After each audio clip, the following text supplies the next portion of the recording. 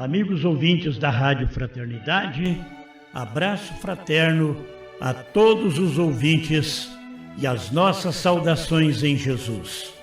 Eu, Hélio Dias e Lenice Varanda, iniciamos hoje mais um programa na sua Rádio Fraternidade. Programa Vultos do Espiritismo.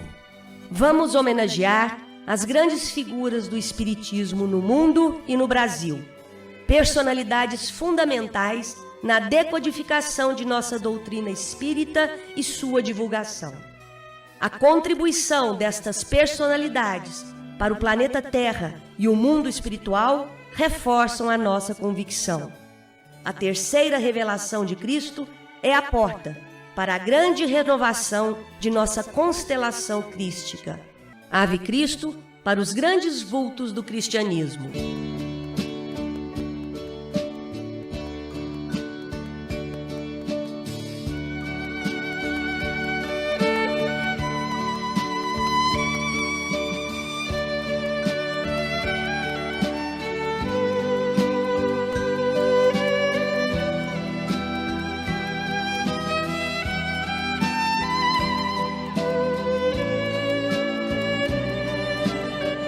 Biografia de Eurípides Barçanufo, uma série da vida e obra de Eurípides Barçanufo em capítulos semanais. Irmãos, sede os vencedores da rotina escravizante.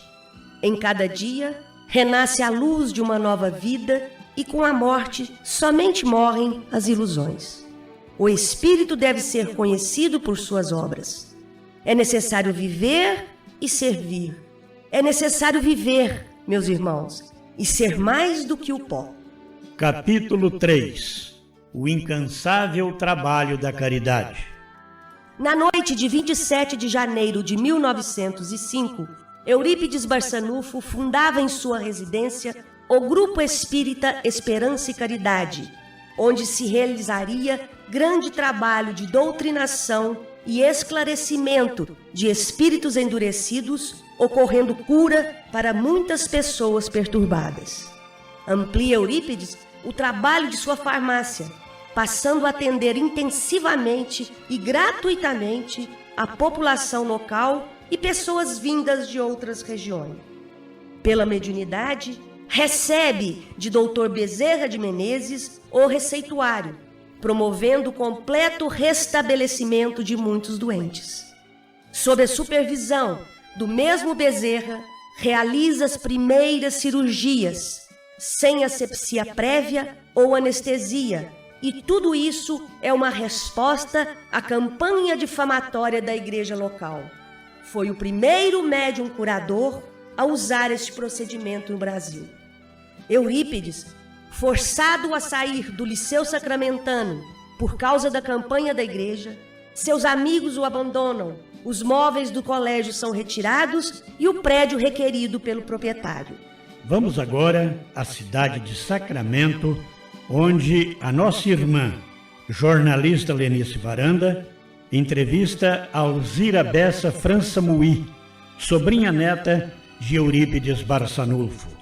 Alzira é presidente do Centro Espírita Esperança e Caridade e do Lar de Eurípides, em Sacramento, Minas Gerais. É uma das pessoas mais qualificadas para falar da vida e obra de Eurípides Barçanufo. Então nós pediríamos à nossa irmã espírita, Alzira Bessa, que nos falasse sobre o nascimento de Eurípides e como foi a sua infância. Eurípides Barçanufo nasceu em Sacramento no dia 1º de maio de 1880, filho de Jerônima Pereira de Almeida e Hermógenes Ernesto de Araújo. Foi o terceiro filho de 15 irmãos. Eurípides, desde cedo, foi muito dedicado. Aos 6 anos de idade, os pais mudaram para a estação ferroviária do Cipó, e ali Eurípides teve as suas primeiras atividades profissionais, que ele recolhia, ajudava a recolher os cavalos, guardava as malas, e nesse tempo foi o tempo que ele foi alfabetizado. Ali eles ficaram por quase 3 anos, quando ele pegou a maleita e tiveram que voltar para Sacramento. Nessa época havia aberto em Sacramento uma escola que era filiada do Colégio Caraça de Ouro Preto, que naquela época capital do estado de Minas Gerais. E os professores vieram, por ser essa região uma região de muito ouro, de muitas pedras, e eles vieram em busca das pedras preciosas. E aqui então abriram uma escola chamada Colégio Miranda para dar aula para os filhos dos coronéis. E como o pai de Eurípides pertencia aos fundadores da cidade, era família, ele então conseguiu uma vaga para Eurípides. Aos 9 anos ele ingressou no Colégio Miranda e aí veio se destacando cada vez mais. Quando jovem, abriu o primeiro grêmio estudantil da cidade.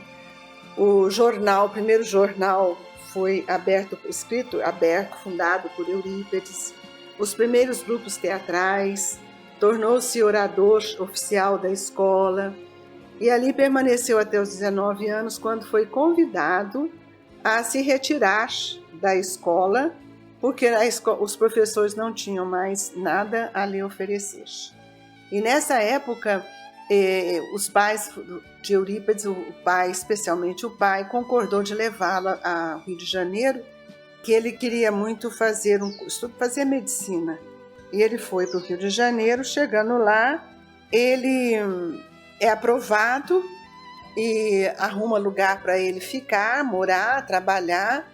E ao voltar para Sacramento, a vovó Meca casou-se com 14 anos e o seu primeiro filho foi com 16 anos. E assim que ela casou, assim que ela teve o primeiro filho, ela começou a ter umas convulsões que chegaram a achar que era epilepsia.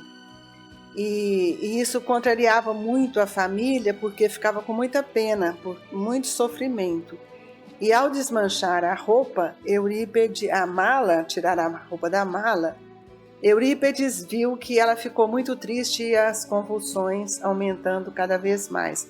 Ele nunca mais pronunciou o pensamento, a vontade de voltar. Então não foi para o Rio de Janeiro, o que levou muita gente a pensar que Eurípides fora médico, mas ele não fez medicina, não era o compromisso dele. E sempre muito religioso, frequentava a igreja, a vovó Meca era muito católica e levava os filhos todas as noites à igreja. Eurípides sempre contribuía muito com aquilo que podia, tornou-se um professor na escola aqui em Sacramento, que chamava Liceu Sacramentano, e contribuindo muito com a família, e fazia a escrita de contabilidade da loja comercial de seu pai. Chegando a uma certa idade, Eurípides é agraciado com uma Bíblia, coisa que na época não era muito comum, e ele então foi ler a Bíblia e ele entra em contato com o Sermão da Montanha. E ao entrar em contato com o Sermão da Montanha, ele percebe que aquilo que Jesus estava narrando, falava das bem-aventuranças, ele não via acontecer. Então ele perguntou ao vigário. Como a igreja explicava, ele que conhecia as pessoas nascerem pobres e morrerem pobres, doentes e morrerem doentes, onde estavam as bem-aventuranças? Aos 16 anos, Eurípides abriu uma farmácia fitoterápica para ajudar os pobres. E ele sempre foi muito prestativo, muito amoroso. Então o padre, o vigário da cidade, lhe disse que aquilo era uma questão dos milagres, de mistérios que a igreja não conseguia explicar. E ele ficou muito triste. Na verdade, eu só posso entender as bem-aventuranças se eu compreender a reencarnação, caso contrário me torna difícil entender, né? E Eurípides, então, nesse ínterim, em Santa Maria, onde morava o seu tio, o senhor Mariano, uma fazenda, estava acontecendo vários efeitos físicos, desapareciam utensílios de casa, o que levou o senhor Mariano a recorrer a Frederico Peiró, que era um espanhol que morava em Peirópolis, que era espírita, a explicar para ele o que estava acontecendo. E Frederico, então, gentilmente foi acompanhando, e o que levou a abrir o primeiro centro espírita da zona rural no Brasil, aí em Santa Maria. O senhor Mariano vinha aqui, que ele é irmão da vovó Meca, ele sempre comentava com Eurípides os fenômenos, as coisas que estavam ocorrendo lá. E Eurípides sempre dizendo que aquilo era coisa do diabo, que não era, ele não gostava, não queria saber. Até que então um dia o senhor Mariano trouxe para ele o livro depois da morte do Leon Denis e ele leu o livro numa noite. Para quem conhece esse livro sabe quase impossível ler um livro numa noite. E ao lê-lo, ele acorda, né, pela madrugada, o senhor Mariano várias vezes acordava para ver se o sobrinho estava lendo à luz de vela, ele leu o livro todo. E quando amanheceu, ele disse que o livro era uma obra importantíssima, que havia esclarecido tudo aquilo que ele queria saber, né? Que era um grande filósofo, Leon Denis. E isso mexeu bastante com ele por ser ele uma pessoa extremamente reflexiva. E o senhor Mariano fica alegre, convida ele a voltar ir a Santa Maria para conhecer os trabalhos, e ele nada fez de promessa. Quando foi numa sexta-feira do ano de 1904, ele visita Santa Maria, o centro espírita funcionava na casa do seu tio. Ele entra, a reunião já estava iniciando, e ele faz uma prece silenciosamente, sem que ninguém o visse, pedindo que, se fosse verdade que os mortos comunicassem com os vivos, que ele fosse esclarecido pelo espírito de João o Evangelista. E na hora que foi fazer a prece, ele faz esse pedido. Ainda pede que, se fosse possível, que ele fosse elucidado pelo médium Aristides, porque Aristides era analfabeto. E era impossível uma pessoa analfabeta proferir uma mensagem do porte que ele precisava de ouvir. E a primeira comunicação veio esclarecendo todo o sermão da montanha. E aí, quando dá o nome de João o Evangelista. E pelo médium Aristides. Aquilo para Eurípides foi tudo que ele precisava ouvir. Foi a grande revelação para ele. Foi o grande momento. Quer dizer, foi o encontro dele com o compromisso dele, né? Daí ele ficou muito reflexivo. Depois ele volta, depois de 3 meses, a Santa Maria. E Eurípides era presidente, muito jovem, né? Ele era presidente da Sociedade São Vicente de Paulo em Sacramento. E quando ele volta, o Vicente de Paulo, pelo senhor Mariano, comunica e convida a Eurípides a retirar da ordem que levava o seu nome, que ele precisava dele para uma coisa maior. E convida ele para participar dos trabalhos.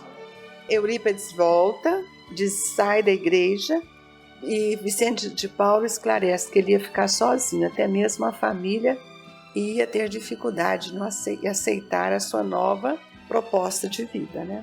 Ele vem, entrega para o padre tudo, esclarece, e foi um rebuliço na cidade, na verdade, né? A vovó Meca ficou muito contrariada, porque é uma cidade pequena e ele, na verdade, é uma religião dominante. Depois de 3 meses, ele volta a Santa Maria. E aí Bezerra de Menezes comunica e convida para ele dar passe e fala que a partir dali ele ia trabalhar com ele. Foi aí que o Dr. Bezerra começou o trabalho dele, 4 anos depois do desencarne dele no Rio de Janeiro. Chegamos ao final do programa Vultos do Espiritismo, com Hélio Dias e Lenice Varanda, apresentando a série Vida e Obra de Eurípides Barçanufo. Capítulo 3. O incansável trabalho da caridade. E Ave Cristo em